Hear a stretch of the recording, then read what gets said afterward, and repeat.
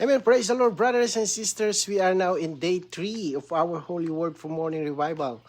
And let's read the Bible verses.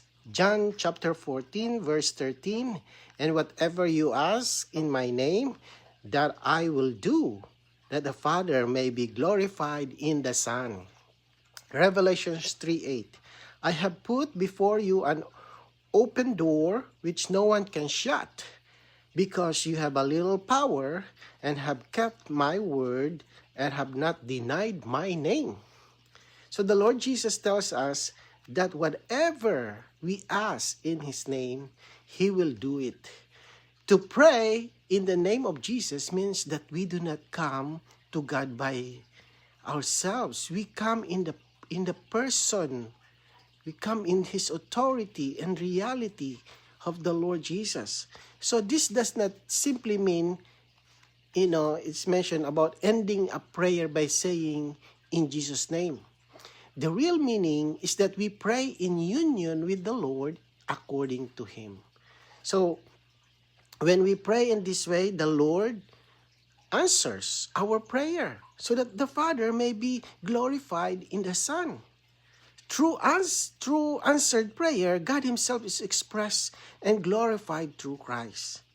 Then in Revelations 3:8, I have put before you an open door, which no one can shut, right? Because you have a little power and have kept my word and have not denied my name. So the Lord tells the church in Philadelphia that He has placed before them an open door that no one can shut. The reason is not that they were strong or powerful. Instead, the Lord says they only had little power. Yet, they kept His word and did not deny His name. So this shows that the Lord does not require great strength. Even if we only have a little strength, if we hold to His word and honor His name, the Lord Himself will open the door. So many times we may feel weak, right, or limited, but the Lord is looking for those who simply treasure His word and call upon His name. When we stand for His word and His name, the Lord opens the way for His move. So let's read the paragraph. We may pray in the name of Jesus. This does not mean that we pray a long prayer and conclude it with the words in the name of Jesus. That is too formal. However, I do not oppose this, for I have done many times, or I have done this many times. Rather, I would say that in our prayer, it is good to call on the name of Jesus and say, "Oh, Jesus, Jesus, I come to pray." In the name of Jesus, you will have a real burden to pray, and it will be very easy to have the assurance that your prayer has been heard and answered. If we call on the name of Jesus, we will have the assurance that we will receive what we have asked. So praying in the name of Jesus is not merely, it's not about formal praise at the end of prayer and saying in Jesus' name. Well, it's not wrong, right? But the reality of praying in His name is something living. So a practical way to pray in the name of Jesus is simply to call on the Lord. We can say, "Oh Lord Jesus, oh Jesus, I come to pray." So when we call on the name of the Lord, our spirit becomes alive, living. And the real burden to pray, the burden deep within us will rises up within us. So the result, our prayer becomes out of a spirit. And the prayer that is out of a spirit is one with the Lord's Spirit, one with the Lord's prayer. Because we don't know how to pray. The Lord Jesus becomes our prayer. Sometimes we may not know, right? We may not know what to pray first at the beginning, but after calling on the Lord, right? The prayer begins to flow. Just call, "Oh Lord Jesus."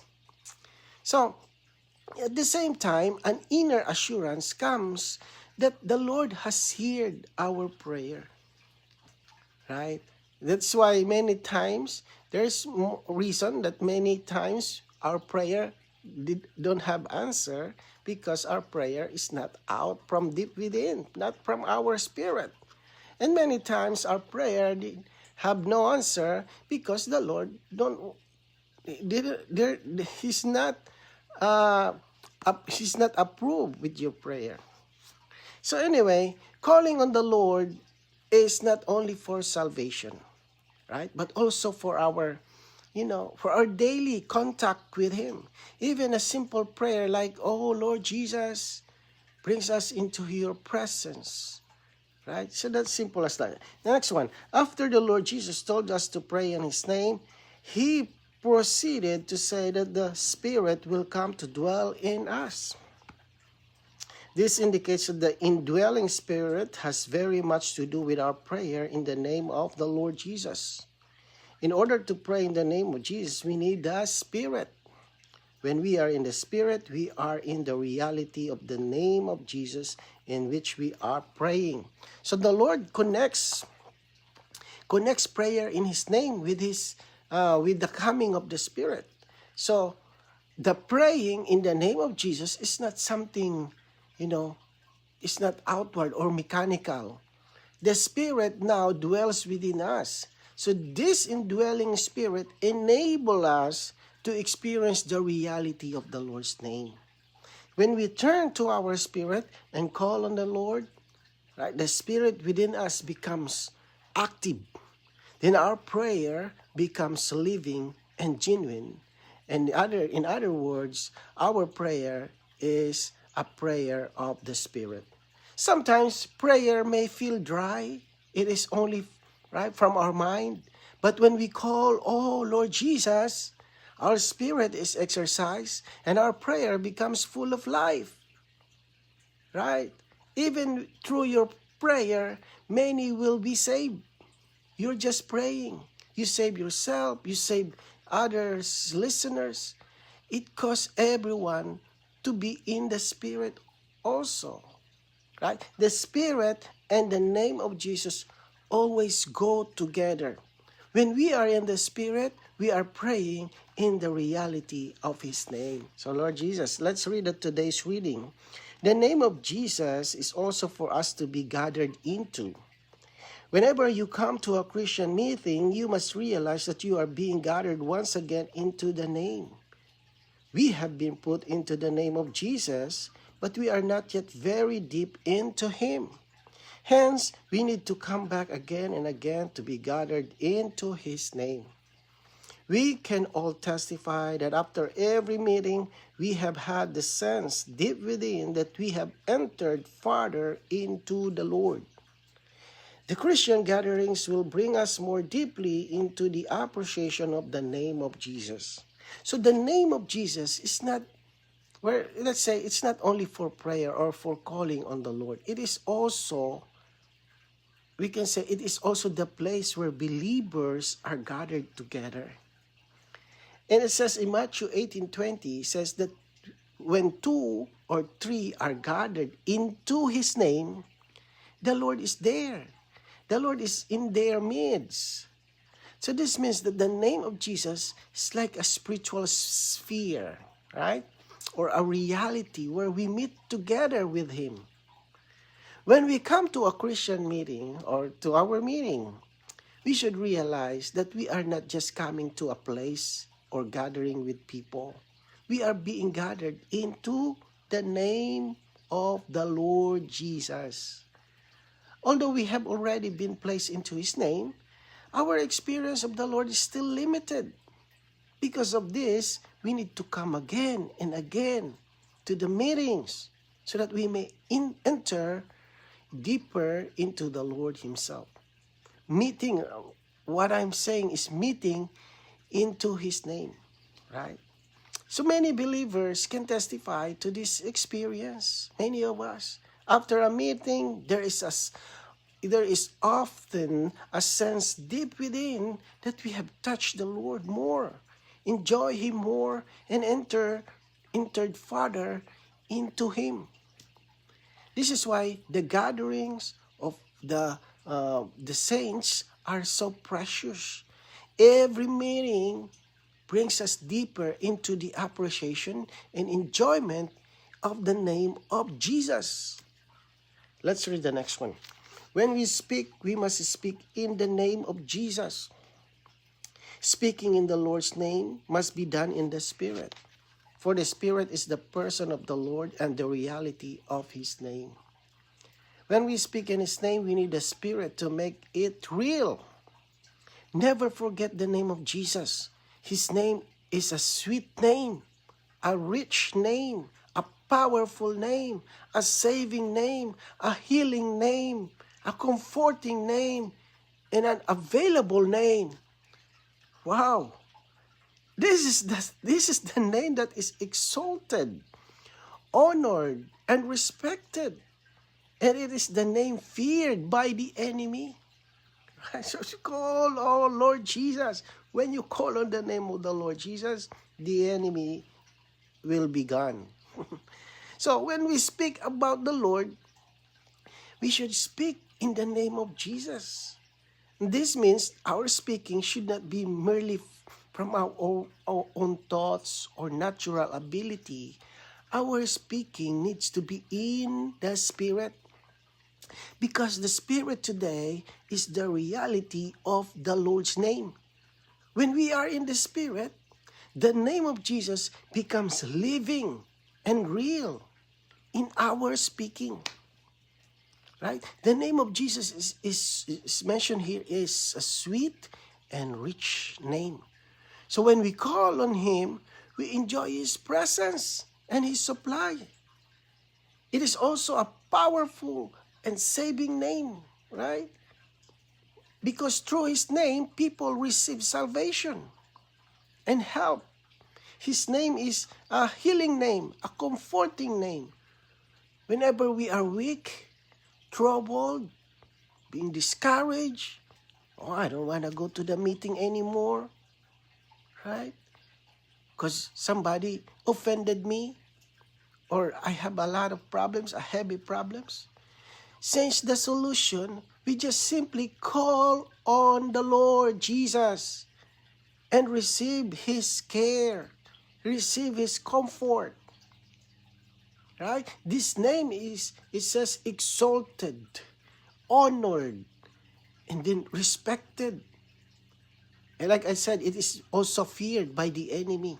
Whenever we call on the name of Jesus, there is authority. There is victory. Right? You mean you go, oh Lord Jesus. Right away, you have authority. Right away, you have the victory. Right? Praise the Lord. Next one. As a believer, you probably have had the following experience. When you are about to talk to others about Plato or Abraham Lincoln, you do not feel ashamed. But whenever you talk to people about Jesus, a strange feeling comes over you.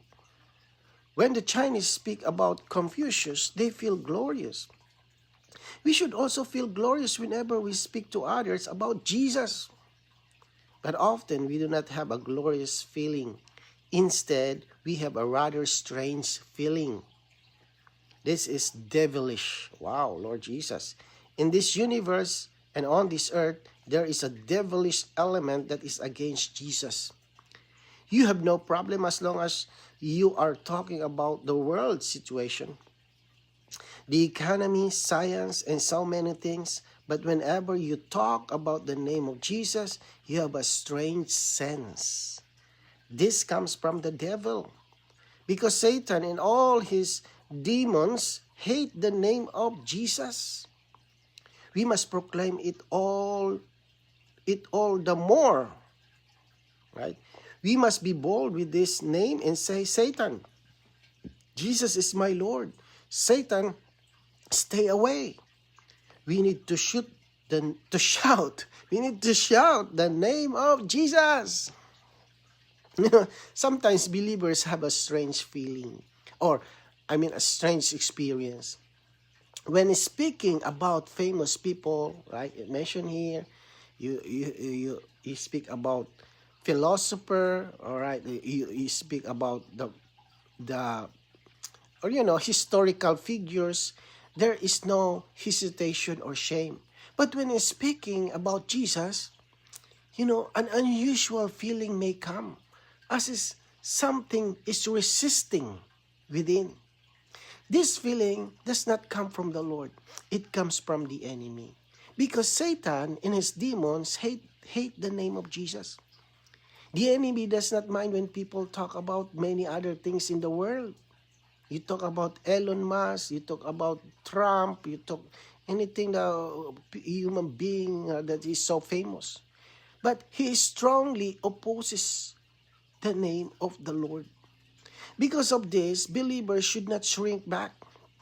Instead, we should be bold to speak the name of Jesus. The more the enemy, right? The more the enemy hates this name, the more we should declare it. We can boldly confess, Jesus is my Lord. Lord Jesus. Oh, Lord Jesus. And stand against the enemy in the authority of his name. Right? So let's read the next paragraph. When the apostles were persecuted, they rejoiced that they were counted worthy to be dishonored on behalf of the name of Jesus. Is this not wonderful?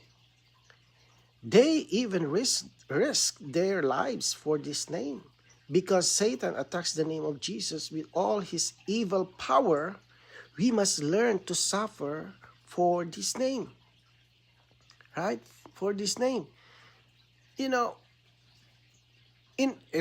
continue. In Revelation 3:8, the Lord Jesus praised the church in Philadelphia because they did not deny his name. We should deny every other name but keep the name of Jesus. We must testify that we do not belong to any person or to any sect, but that we simply belong to Jesus. The name of Jesus is the only name we own. Right? So, when the apostles were persecuted, they even rejoiced because they were counted worthy to suffer dishonor for the name of Jesus. They were willing to risk their lives for his name. And this shows how precious the name of the Lord Jesus for them. And because Satan strongly attacks the name of Jesus, believers must also be willing to stand for this name, even if it means suffering. The Lord also praised the church in Philadelphia because they did not deny his name. This means that they held firmly to the name of the Lord Jesus. So we as believers, we should not take any other name. We do not belong to any person, group, or sect, or denomination. We simply belong to Jesus. And his name is the only name we hold and testify of. So let's pray. Lord Jesus, thank you, Lord Jesus, that we have a name to call. We have a name to pray. Lord, cause us that every situation, every meeting, you are in our midst, that we meet based on your name. Lord Jesus, cause us, Lord, you are ours. Your name is our salvation. Your name is our comfort.